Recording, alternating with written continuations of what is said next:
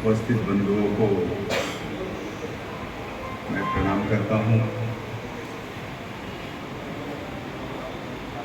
बहुत समय के बाद मेरा बोईसर में आना हुआ। आपने अभी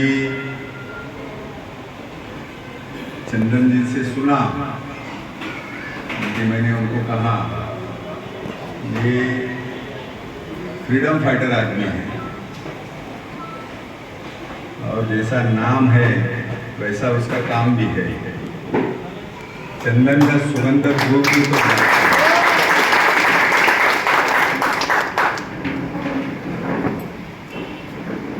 तो वो सुगंध देने वाला चंदन है, लेकिन ये चंदन ऐसा है, ये सुगंध भी देता है और दहशत भी देता है,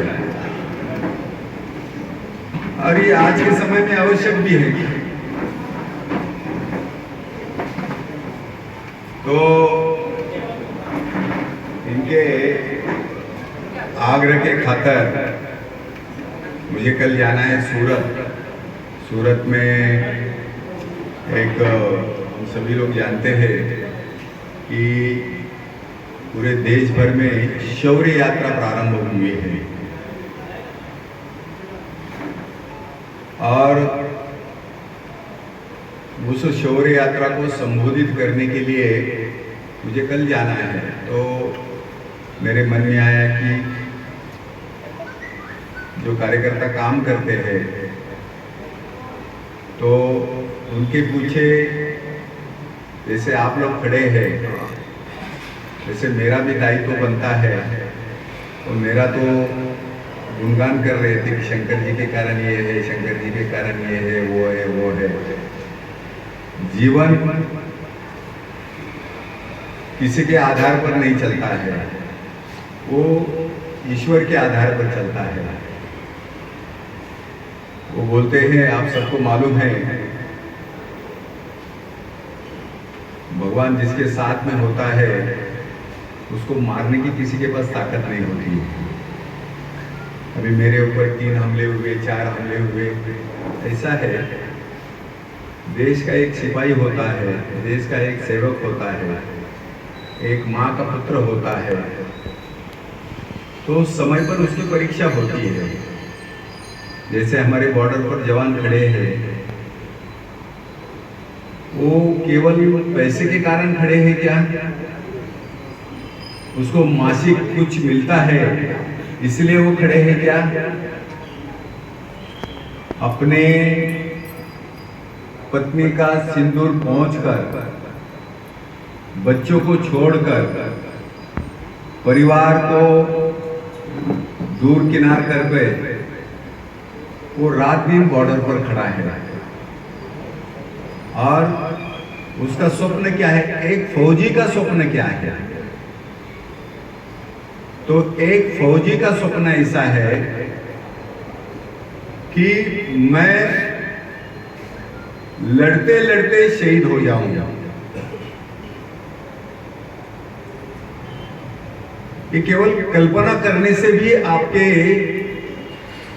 जिनके अंदर राष्ट्रभक्ति भरी है, जो देश के लिए सोचते हैं, जीते तो बहुत कम है, लेकिन वो जवान ये सोचता है कि मैं फौज में आया हूं तो उसकी इच्छा ये होती है कि इसी वर्दी में मैं राष्ट्र के लिए, देश के लिए, समाज के लिए मैं शहीद हो जाऊं। उसकी तमन्ना है, उसकी वो इच्छा है। इसलिए 16,000 फीट जाने के बाद में, वो चोटी लेने के बाद में भी वो कैप्टन बत्रा क्या कहता है? ये दिल मांगे मुझे। आप समझते मैं क्या कह रहा हूं? जान लड़ा रहा है। पत्नी को, जिसके साथ शादी का वादा किया है, उसको कहा कि मैं वापस आऊंगा।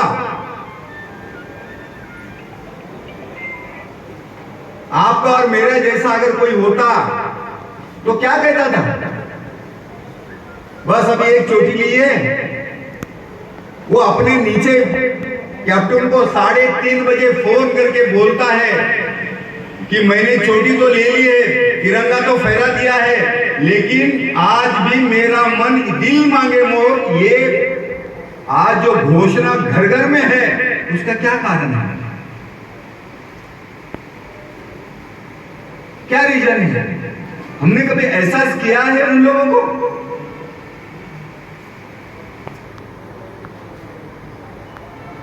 मनोज पांडे वो सामने बोलता है कि ये आप तक मुझे मारने वाली गोली बनी ही नहीं है, अगर मौत मुझे आती है तो मैं मौत को पहले मार दूंगा और फिर मैं मरूंगा। आप समझते हो इस बात को? शौर्य राष्ट्र पर नहीं जन्म लेता, वीरता राष्ट्र पर पैदा नहीं होती, राष्ट्र में पैदा नहीं होती। वीरता यह कोई किताब नहीं है, वीरता यह कोई कथा नहीं है बंधुओं।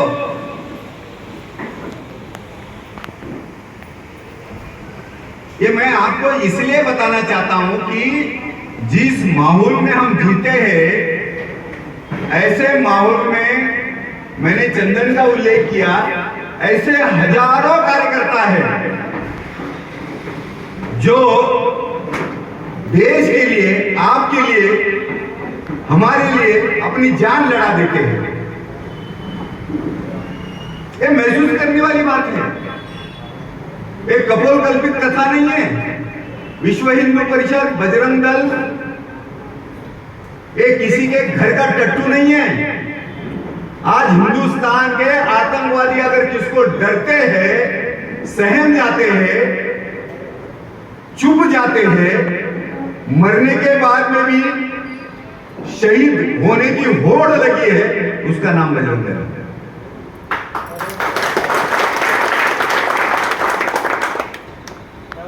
ये मैं इसलिए कहता हूं कि जो सुकून से वो लड़ रहा है, अपनी जान लड़ा रहा है, अपना परिवार खोया है, वैसे बजरंग दल का भी कार्यकर्ता रात दिन गो रक्षा जो करता है, धर्मांतर को रोकता है, लव जिहाद के अंदर अपने सारे जीवन को व्यतीत करता है और लाखों बहने वो वापस लाता है। आज तक देश भर में कम से कम 2.5 से 2.25 लाख बहनें अपने घर पर हमने लाई है, लड़कर लाई है, बस्ती में घुस कर लाई है। मैं बजरंग दल का बखान नहीं करता हूं, लेकिन संगठन कैसा होना चाहिए, समर्पण कैसा होना चाहिए, ये कोई हम नया काम नहीं कर रहे हैं, ये धर्म का काम कर रहे हैं, ये दायित्व का काम कर रहे हैं, ये शौर्य का काम हम कर रहे हैं। जो शौर्य हमारे पूर्वजों ने किया, जिस सत्य के लिए, इस राष्ट्र के लिए, इस भूमि के लिए, इस धर्म के लिए, भगवान श्री कृष्ण से लेकर भगवान राम जी तक जिन्होंने अपना जीवन व्यतीत किया, उनके जीवन में सुख, अगर आप रामचरितमानस पढ़ोगे, रामायण पढ़ोगे, आपके ध्यान में आएगा इनके जीवन में इनको क्या मिला। आयु के 14 साल में विश्वामित्र उनको लेकर गया। यज्ञ ठीक से होना चाहिए, यज्ञ में आने वाली सारी बाधाएं खत्म होनी चाहिए, इसलिए राम जी और लक्ष्मण जी को उस कार्य में लगा दिया। मैं 14 साल की बात करता हूं। हमने उस रामचरितमानस को पढ़ा है क्या? हमने वो रामायण को पढ़ा है क्या? क्यों तो हम इसलिए नहीं पढ़े, मैं कई बार पूछता हूं, क्यों तो हम मजा लूटने वाले में से हैं और ऐसा लगता है कि ये देश की सुरक्षा, ये राष्ट्र की सुरक्षा, बहनों की सुरक्षा, ये कुछ लोगों का काम है। जैसे कभी कभी उनको पूछते हैं ना, अरे आपको तो पगार मिलता है, तुम एक जवान की कीमत पगार पर करते हो, उनके पेमेंट पर करते हो, वो पगार मिलता है इसलिए वो शहीद होता है, अपनी जान खोता है, अपना परिवार खोता है।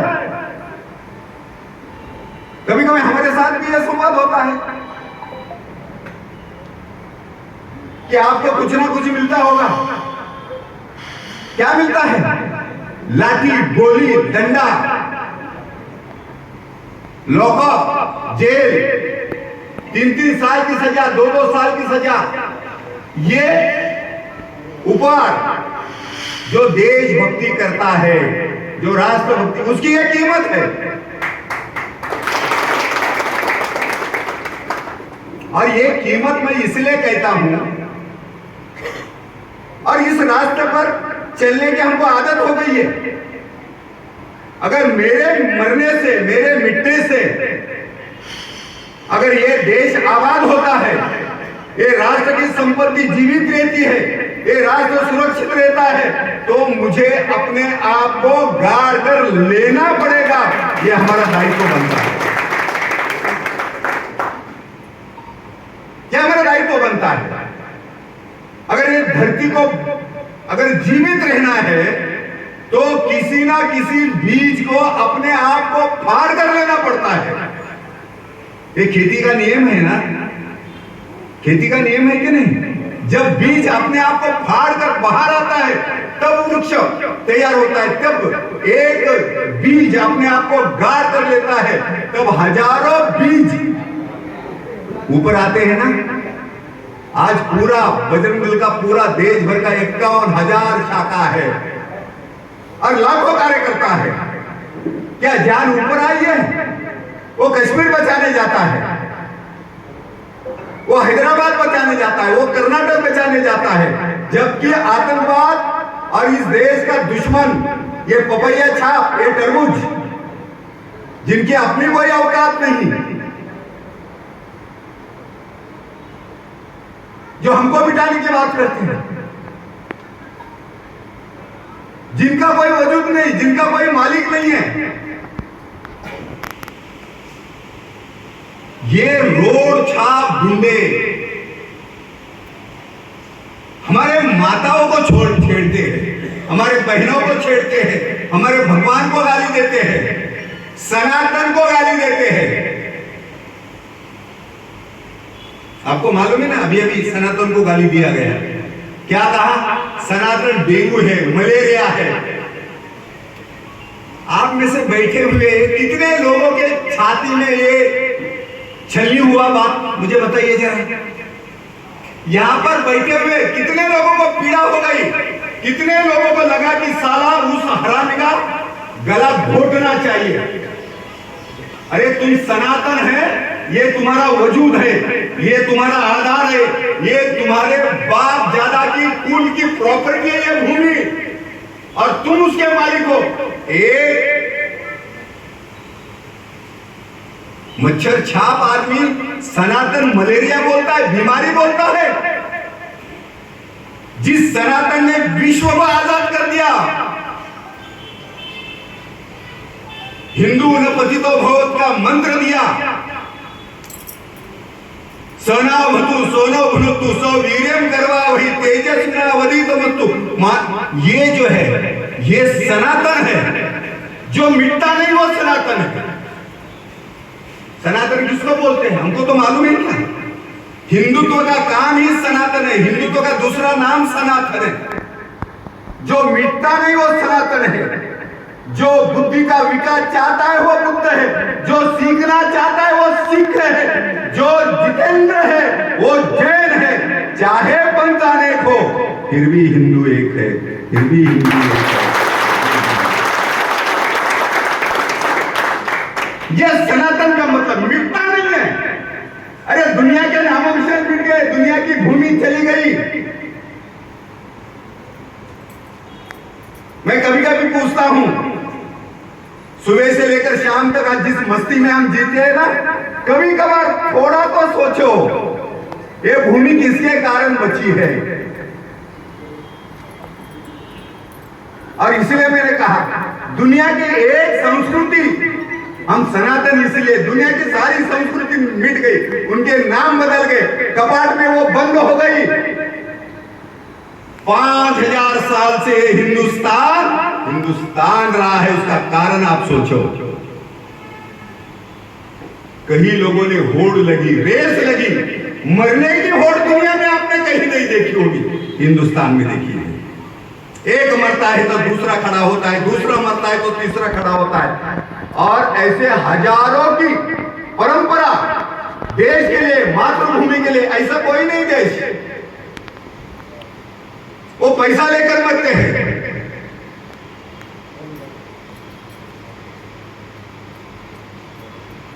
और हम एक विचार के लिए मरते हैं, जो विचार सनातन है, अमृत है, जिसको नष्ट कोई कर नहीं पाता, और जो ईश्वर की देन है। इसलिए भगवान कहते हैं ना, सर्वधर्म परित्याज्य मामेकम शरणम व्रज। भगवान कहते हैं ना गीता में, 40 साल 40 मिनट का बौद्धिक है, भगवान ने यही कहा, सर्वधर्म परित्याज्य मामेकम शरण, मैं जो कहता हूं मेरे शरण में आ जा। आज पूरा हिंदुस्तान नहीं तो पूरा विश्व वो भगवान श्री कृष्ण की शरण में है। इसलिए हमारे देश के प्रधानमंत्री बाकी देश में क्या देते हैं, गीता भेंट देते हैं। वो गीता के शरण में दुनिया है, इसलिए लोग फूल देते थे, मेमोरेंडम देते थे। हमारे लाखों का कर्जा लेने के बाद में भी हमारे प्रधानमंत्री गीता भेंट देते हैं। ये ध्यान में रखो, ये गीता क्या है? अरे आपका और मेरा जीने का, दुनिया का, विश्व का जीना, ये गीता एक किताब नहीं है, ये धर्म ग्रंथ नहीं है। मरे हुए आदमी को खड़ा करने की ताकत इसमें है। जो अर्जुन कहता था कि भगवान मुझे छोड़ दो, मैं इनको नहीं मार सकता, इनको देख तक नहीं सकता, ये मेरे काका, ये मेरे मामा, ये मेरा दादा है, ये मेरे परदादा है। जो भ्रमित हुआ था, जो भ्रमित था, जो भागने के मूड में था, लड़ने के मूड में नहीं था, जिसने शस्त्र नीचे फेंक दिए थे, इसलिए भगवान ने उसको ये कहा, ये ध्यान में रखो। और भगवान ने ये भी कहा, अगर मरोगे तो स्वर्ग जाओगे। लड़ते लड़ते देश के लिए, समाज के लिए, इस मातृभूमि के लिए अगर मरते हो, सत्य के लिए अगर मरते हो, तो तुम स्वर्ग में जाओगे। अगर यहां रहते हो तो स्वर्ग तुम्हारे पैर में आएगा, चरणों में आएगा। हमारा यही खौफ है, हमारा यही तो हमारा स्वप्न है। अगर मां का वैभव बड़ा होना चाहिए तो हमको ये करना पड़ेगा। उसका कारण ऐसा है, तेरा वैभव अमर रहे मां, मेरे बात पर गौर दो। हम क्यों जीते हैं? ये यौवन देश का 50,000 शाखा का यौवन, ये जवानी किस लिए लड़ती है? इसके लिए लड़ती है कि तेरा वैभव अमर रहे मां, हम दिन 4 रहे ना रहे, हम रहे ना रहे, लेकिन तेरा मां का वैभव, मां का मस्तक ऊंचा होना चाहिए, उसका सौभाग्य टिका रहना चाहिए। इसलिए हमको मरना चाहिए। आप और हम कीड़े मकोड़े की तरह जीते हैं। क्या हमारा जीवन है? क्या तुम्हारे जीवन में है? सुबह खाते हो, शाम को सोते हो, कौन सा राष्ट्र कार्य तुम करते हो, ये मुझे बताइए जरा। और हम करते हैं तो कोई गर्व की बात नहीं करते। ये तो हमारा दायित्व, ये तो हमारी ड्यूटी है। इसलिए हर देश का युवा खड़ा होना चाहिए, राष्ट्र के लिए वो लड़ना चाहिए। और जब तक इस देश की यौवन शक्ति आज खड़ी है, तब तक इस देश के ऊपर डेरा डालने का, आंखें दिखाने का काम कोई भी राष्ट्र हमारे ऊपर नहीं कर सकता। ये हम सबने ध्यान में रखना चाहिए। तो ये कार्य जो है, ये हमको ध्यान में आना चाहिए। ये ऊर्जा कहां गई? 1947 के पहले ये ऊर्जा थी। 1947 के पहले ये ऊर्जा थी ना। इतिहास पढ़ा है कि नहीं पढ़ा हमने? जिस होड़ की बात के मरने के लिए लड़ते थे, मरना चाहिए राष्ट्र के लिए, सब कुछ छोड़कर। माँ बीमार है, चंद्रशेखर आजाद कहता है अगर तुम्हें मेरी माँ अगर जीवित नहीं रखनी है, तुम मुझसे पैसा मांगते हो कि लूट का पैसा तुमने जो लूटा है चंद्रशेखर, वो पैसा कुछ हमको दे दो तो माँ का इलाज किया जा सकता है। चंद्रशेखर आजाद का जवाब आपके और मेरी खोपड़ी को खोल देगा। करोड़ों रुपए की तुम्हारी जो कमाई है ना, आमदनी है ना, मिट्टी हो जाएगी। वो चंद्रशेखर जवाब देता है अगर तुम्हें मेरी माँ संभाली नहीं जाती, लेकिन मातृभूमि का 1 रुपया मैं नहीं दूंगा, मैं अपने माँ को वही मार दूंगा, उसके छाती में 2 गोली उतार दूंगा। अपनी माँ को मारने वाला चंद्रशेखर आजाद। क्यों? ये माँ जीवित होनी चाहिए, ये भूमि जीवित होनी चाहिए, ये मिट्टी सुगंध लेनी चाहिए।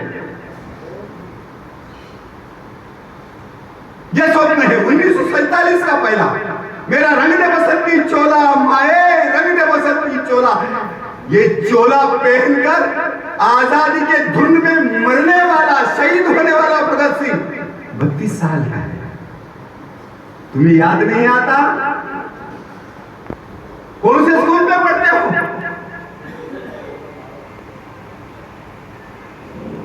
ये भूमि ऐसी जीवित नहीं रही। सत्य के लिए राम को मरना पड़ा, ये सारा सत्य का इतिहास है। देश की आजादी 1947 में कल 2 महापुरुष की बहुत बड़ी जयंती है, जिसने शौर्य के बलबूते पर पाकिस्तान को अपनी औकात दिखा दी। पाकिस्तान को केवल औकात नहीं दिखाई, जो पाकिस्तान ये कहता था मैं यहां से निकलकर राजस्थान में बाड़मेर में मैं भोजन करने जाऊंगा और रात की नींद मैं दिल्ली में लूंगा, ये पाकिस्तान कहता था। उसको अपनी औकात एक नन्हे से कद के लोग आदमी ने, एक देश के प्रधानमंत्री ने 5 फीट जिसकी ऊंचाई है, उस लाल बहादुर ने दिखा दी।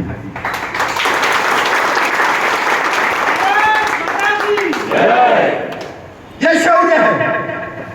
इसलिए मैंने कहा ये शौर्य बाजार में नहीं मिलता, ये मिट्टी के अंदर मिलता है, दुख में मिलता है, पीड़ा में मिलता है। ये शौर्य ऐसा ही नहीं जगता।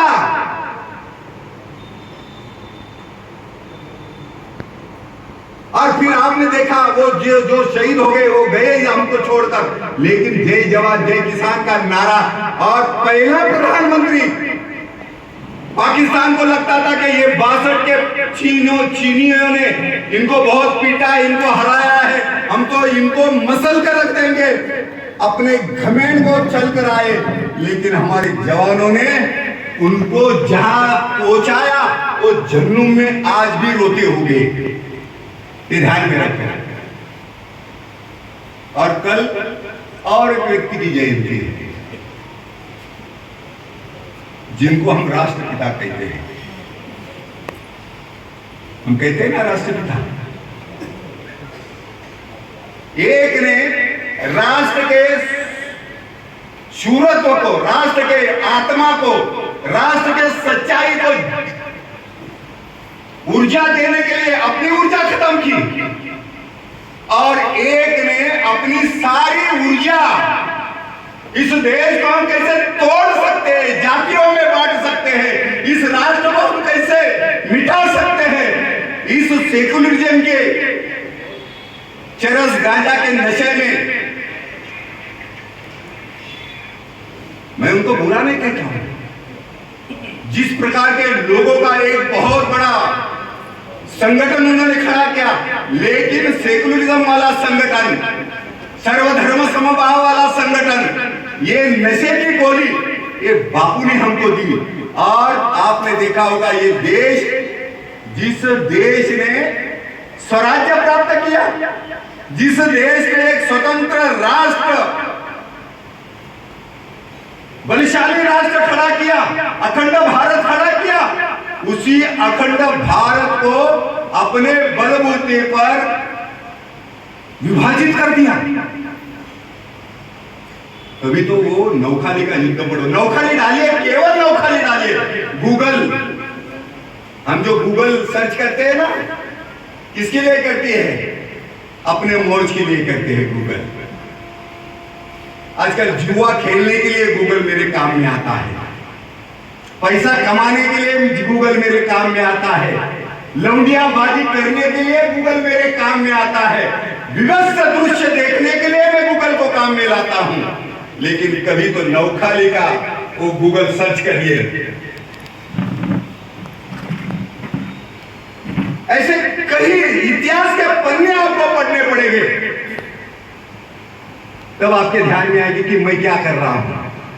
इसलिए मैंने कहा ना, राम की केवल कहानी नहीं बताई, इसलिए मैंने कहा राम जी को क्या मिला? अंतिम समय तक कुछ नहीं मिला, शरीरों में जाना पड़ा, अपने अयोध्या के साथ जाना पड़ा। केवल राम को नहीं, राम के पूरे परिवार को शमशान घाट का दर्शन करना पड़ा। क्या मिला मेरे राम को?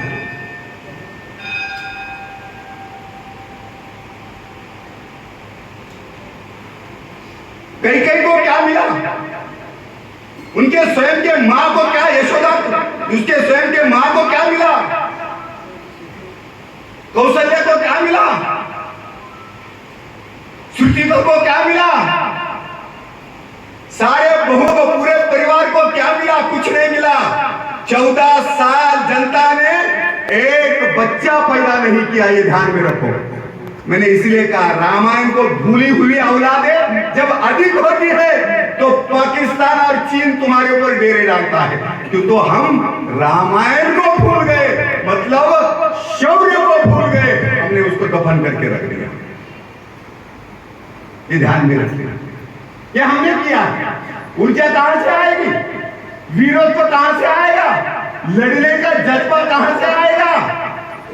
जब उसको तुमने मार दिया है, जो मैंने कहा ना कि मौत आती है तो पहले मैं मौत को मार दूंगा, ये कहने वाला मनोज पांडे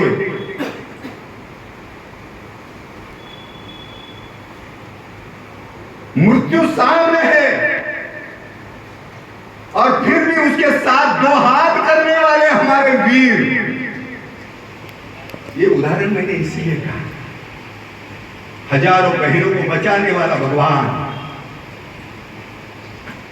मथुरा से लेकर वो बांग्ला तक गया, कहीं राक्षसों का वध किया,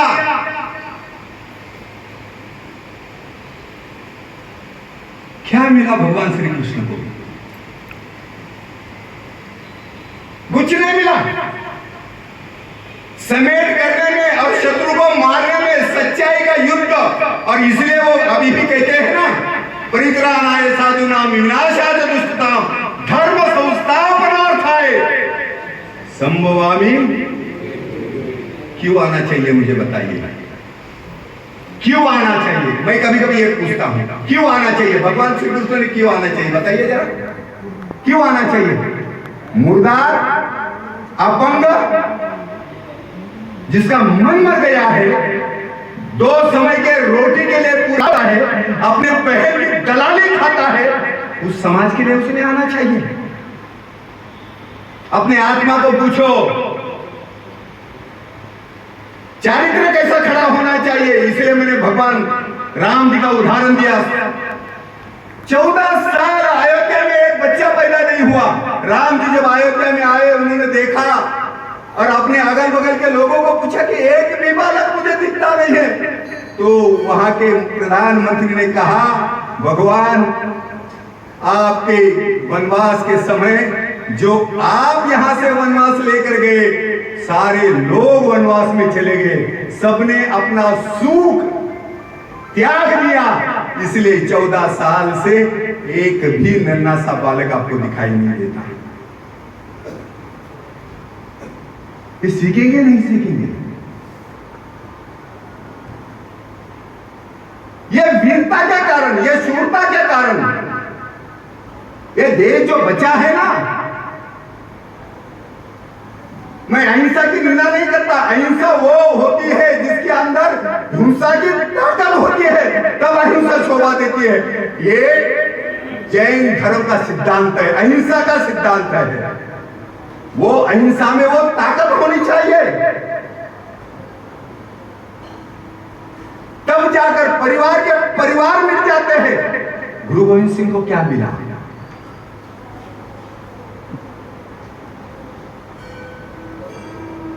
पढ़िए जरा, गुरु गोविंद सिंह का जीवन पढ़िए। चमकौर के युद्ध में दोनों बेटे गए, उसके पहले 2 बेटे बाद में चले गए, 4 बेटे चले गए। अरे तुम्हारे घर का चाचा मामा मरता है तो 10 दिन तुम ऐसे सो जाते हो, उठने का नाम नहीं लेते। अरे लड़ते लड़ते 4 बच्चे शहीद हो गए, और फिर भी वो आदमी कहता है 1.25 लाख से 1 लड़ा हूं, बिल्ली से मैं बाज तोड़ा हूं, चिड़िया से मैं शेर मरा हूं, गुरु गोविंद सिंह तब नाम का। छोटी बात है।